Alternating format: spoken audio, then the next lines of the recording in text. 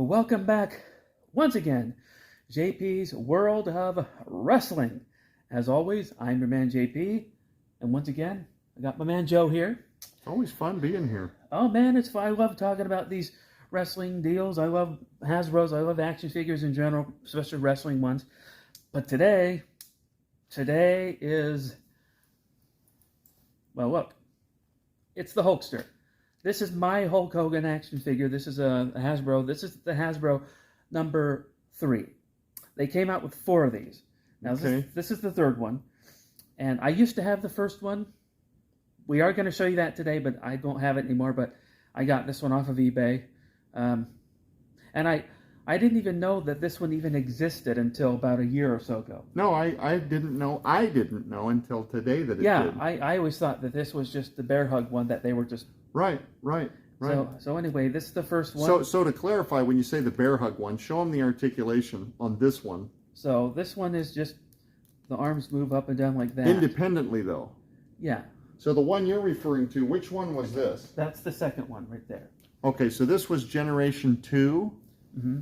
Okay, so we're showing them all out of order, but this is what he means. The arms don't raise up and down.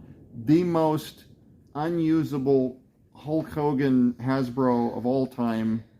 It literally, this is what it does. Unfortunately, this is one of the worst figures ever. What? You almost want to go in, to whatever COO meeting the day they're figuring these toys out and they're plotting and scheming for the big reveal and when this is going to hit the shelves and what they're introducing to the toy line, etc. and go, wait a minute. Do any of you play with these? Sometimes I often have wondered that. I wanted to take this one, walk into that meeting, and just chuck it. I'm like, no. Yeah, I can't. I don't know what to do with a bear hug.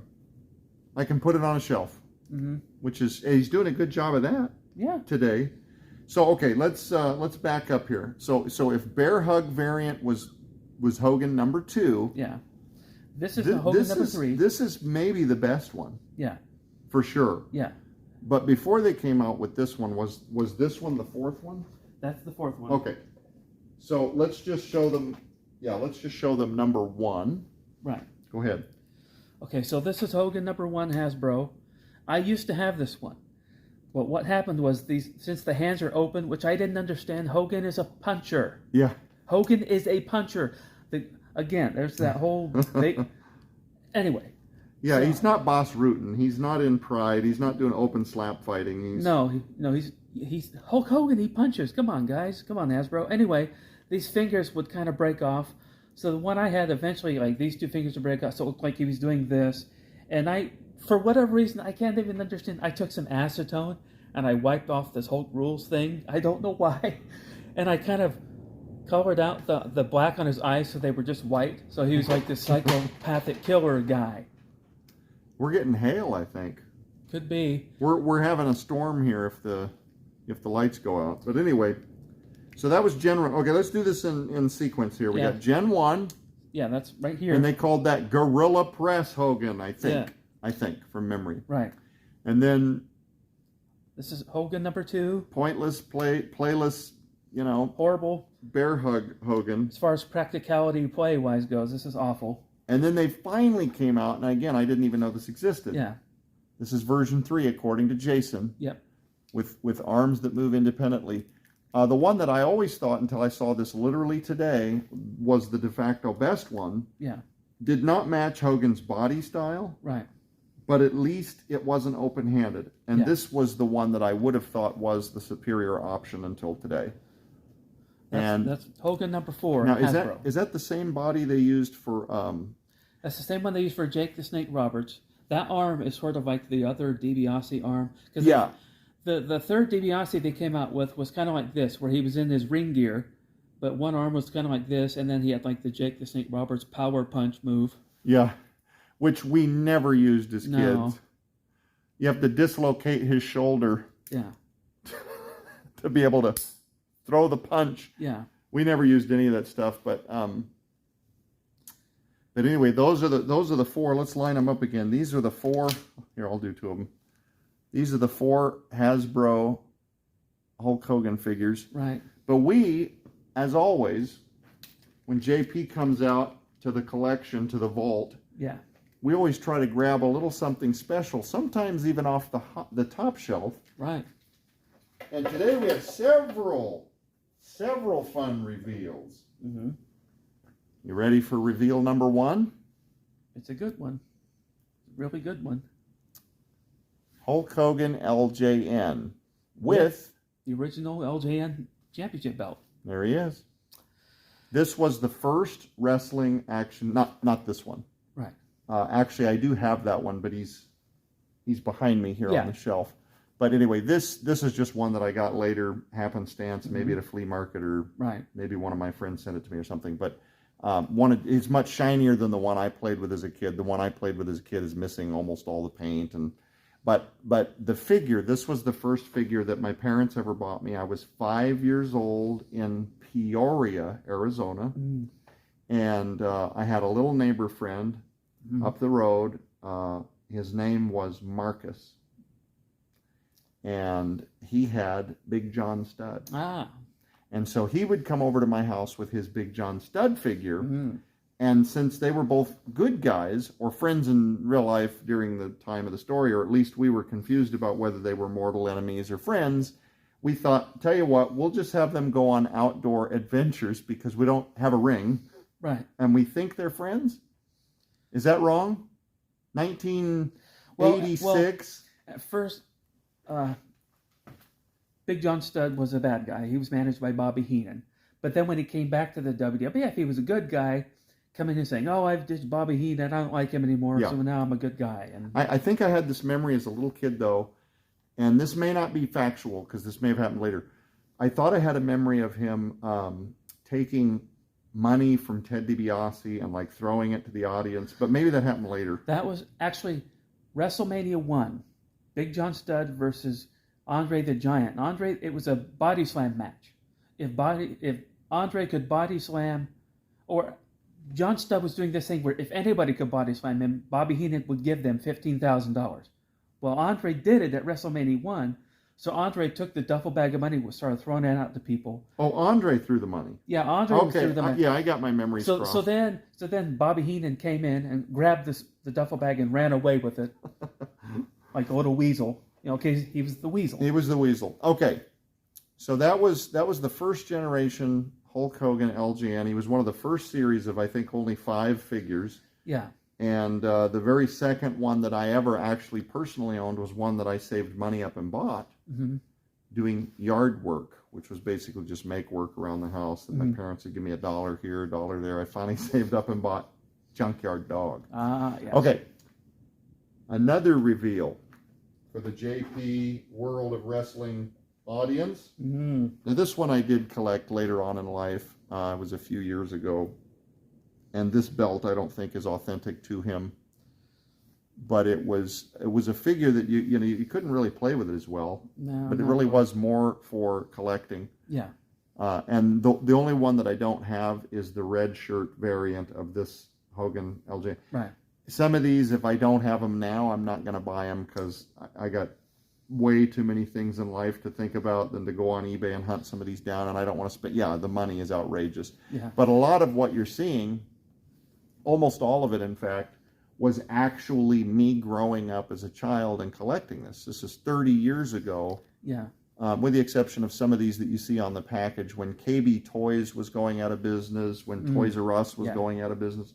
And you can see these price tags. Some of them are KB's Toys, $2.99. And it just hurts your soul because now it was...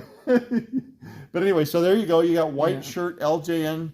This one came out later on towards the end of the series, and I think that one was like a black card Hogan from like '89. All right. Okay. Are you ready for the Tour de Force? The Magnum Opus. Yes. Which I still don't know if I'm saying that correctly. I have no idea. Are you ready? Yeah. Now we did this one your last video. Yeah. That is a tall figure, and the shirt is real. It's actually fabric. So this is one of the ones where when I was here, I said, I'll get to those later. And then I never, ever did. I'm old. I forget things. Today you're making good on your promise. That's right. And there it is. Big, giant Hogan, and I think that this and Piper were the only two they ever did. Yeah, of this size. So, yeah, of this size. So you could have eternal battles between Piper and Hogan, I guess. Mm-hmm. More so a gimmick. It's more so to like take it to the matches and like hold it up. Well, I'm cheering for Sure, Hogan because he's here. And Yeah, I as like a him. kid, I would have had no way to play with this. Right. But I probably would have had him like on my nightstand or something. Yeah. And for reference, if you want to know the size of this figure, so the original LJN is about 8 inches. Yeah. This is about 8 inches, so you can kind of see it's a good solid 18 maybe inches. Yeah. But anyway, just a bunch of Hogan fever happening down here today. I know. Well, I have Hogan fever every day because I've got a big poster of him in my room. And when I was a kid, he was the guy. He was absolutely the guy in wrestling, and actually, he's the reason why I started watching wrestling to begin with. So.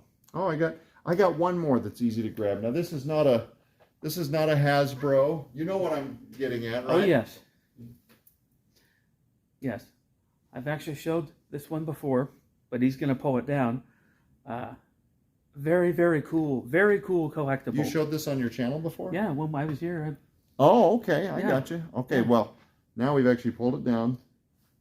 So here's Hulk Hogan. That's his Rocky III action figure, the Thunder Lips. As Thunder Lips. And I didn't necessarily need to pull Apollo Creed down, except that he was in my way, and so I just snatched him. Yeah, well, his torso's a little bit wobbly. I'm going to fight you. Come here, Rocky. But there's Thunder Lips. Oh, yeah. And I think their body, like him and Stallone, they gave him the same body and just changed the head. Right. Saving money. But anyway, there you go. Yep. Very, very cool collectible. Very cool collectible. And, I mean, as you can tell, the shelf behind me, it's just flooded with childhood memories. All these figures, every single one of them has a memory attached to it in some way or another. Well, you got to understand, and you've probably gathered this about J.P. by now. So I was very sheltered as a kid. Mm-hmm. I was not allowed to go stay the night at whoever's house that I wanted from school. I wasn't allowed to go see movies, and basically very sheltered. My parents were pastors, and they were very concerned about exposure. Right. Which as a kid I didn't care anything about, didn't understand, and to me it was just, that I wasn't permitted to do all the things I wanted to do, right? Right. Even music, you can't listen to secular music. They were very, very careful about what they let me do. Yeah. Well, there was this one thing that my parents did not mind me taking part in, and that was the wonderful world of professional wrestling. And while you and I never thought it was real, right. In other words, we knew that the bumps they were taking were very real, but we knew that it was scripted even back during the era where they were pretending or trying to sell you on the idea that this was real heat. These were real match outcomes. When I first started watching wrestling, I thought it was completely legit, completely real. But then when I found out what it was, I was okay with it. Right. It was entertaining. It's still fun to watch. And he and I would get together, and we would sit there, and for those familiar with that TV series, Mystery Science Theater, we would sit there, and sometimes we'd be mocking the matches or doing our own commentary or whatever. But it was you and me, the approved friend that I had, because my parents adored his parents, and I could stay at Jason's, he could stay over, and this man, these toys were my childhood. Yeah. So when you think of everything I got married, it's almost all just wrestling and collecting wrestlers and watching wrestling and playing wrestling video games. Yeah. So, yes, I do have this gigantic collection of figures. I have not collected anything for several years. Right. These have been in tubs and in storage almost my whole life, and I finally had a place to put them up. Yes, and this is absolutely my personal favorite part of this whole place right here. This whole corner right here, because it's just flooded with childhood memories. Every single one of these guys, I have specific memories with watching them on TV And on a later video, I'll talk about when I got to be backstage and meet some of these guys. But that's another video. But just all these guys, and Hogan, he was at the top of the list of all those guys. So, but anyway, I hope that you've enjoyed this video. If you're new here, go ahead and like and subscribe, and I'll see you next time.